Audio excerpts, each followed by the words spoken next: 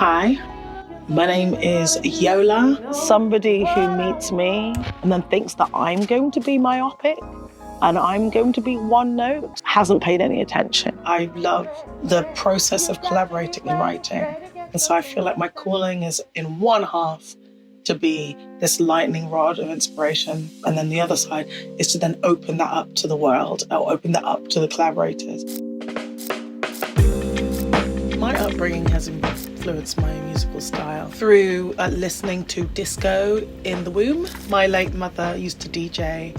She was a nurse. She loved music. When she had me, she was still very much with that kind of music. So I think I absorbed that in the womb. It's me just imagining like grooving. That's what I was like in the womb. My musical style has evolved over the years in what I can only describe as a circle. My first proper job in music, like one that I auditioned for and that I was like, I'm gonna stick with this band and do things, was a band called Bugs in the Attic. My time on that scene was very much jazz-based, soul-based, funk-based music.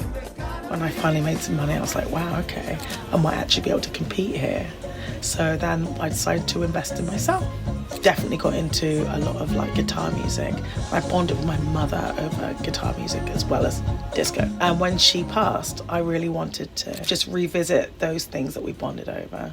All of these were like me finding my soul music kind of guys again. And so I've been moving back towards the beginning gradually as I kind of come out of this kind of very protracted phase of mourning. I'd always had collaborations with all sorts of different kinds of artists. I see art in a lot of things. You know, I was inspired by Anatola. We bounce off each other. Then I feel like I understand more. Well, my name is Anatola, and I am a visual artist at the intersection of art, technology, and impact. When we were first kind of ideating, we were on the Zoom call for 7 hours. That's true. I'm the worst.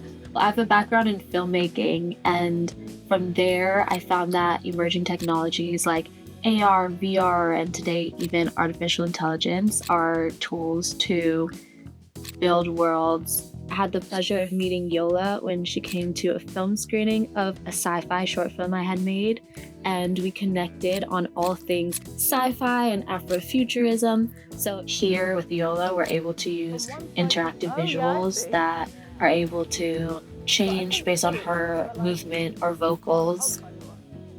I think one of the best ways to find people to collaborate with is really by just connecting and forming that authentic relationship first and foremost, and then eventually a collaboration blossoms from there. Trying to find people that you're really super aligned with, so no one's asking you to center their reality over your own reality. I really think vision is what leads you as an artist, and what leads to all successes. Let the vision lead, and when you find people that are able to see that vision and nurture it, then that is what you really need. Aligned mind. Those aligned minds will take you to places you want to be. What really drives my creative vision is world building, creating a space to let your imagination run free, explore curiosities, and I think that's really important today, that we create those safe spaces to imagine. So one thing me and Yola really aligned on was the cultural influences, being from West Africa and us both having Ghanaian ancestry. So we love to incorporate some symbolism from West Africa. Another way we combined was we really love to incorporate nature into what we do, and plants that were inspired by African jungles or biophilic architecture. I have a strong vein of pessimist in my body, and it might just be that I'm British. So I really love solar punk, that idea of like being able to see like optimistic futures that are kind of interwoven with nature and interwoven with technology. I love that vision that Anatola has, to see these beautiful optimistic futures. It helps me bring me out of my pessimism and into hope. I like calling it courageous optimism. imagine a world where There's so many very real anxieties about the future swirling around in our collective imagination. So, like we were saying, telling stories of futures we might actually want to live in is a radical act. There's this overall sensibility that we care for the world and the planet and are trying to do good things. In the visuals, you see the world that is like an Afrofuturist technical marvel, working in conjunction with and working in symbiosis with the natural world around it. We're creating a world that says one should be in service to the other. So, you know, we can all survive and live and stuff.